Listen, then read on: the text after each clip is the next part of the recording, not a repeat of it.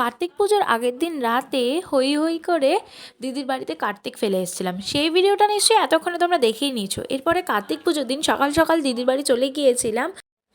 এরপরে দিদির গোপাল সোনার সাথেও একটু দেখা করে নিলাম। দেন কার্তিকের ছোটো মাসি মানে আমি বসে পড়েছি কার্তিকের জন্য ভোগ রাখতে। এখানে লুচি, সুজি, নাড়ু আরও অনেক কিছু ভোগ হয়েছিল। দেন ঠাকুরমশাইয়ের আসার কথা ছিল 5:30টায়, আর উনি ঠিক টাইমে এসেছিলেন। দেন কার্তিকের ছোটো মাসি বলে কথা, একটুখানি সাজুগুজু না করলে হয় বলো। দেন এখানে পুজো সমস্তটা সম্পূর্ণ হলো। দেন এখানে কার্তিকের ছোট মামাই কিন্তু পুজোর শেষে কিন্তু প্রসাদ খেতে বসে পড়েছে। দেন দিদির বন্ধুরাও এখানে চলে এসেছিলো, আর মেনু ছিল পোলাও, আলুর দম, চাটনি, পাঁপড়, পায়েস।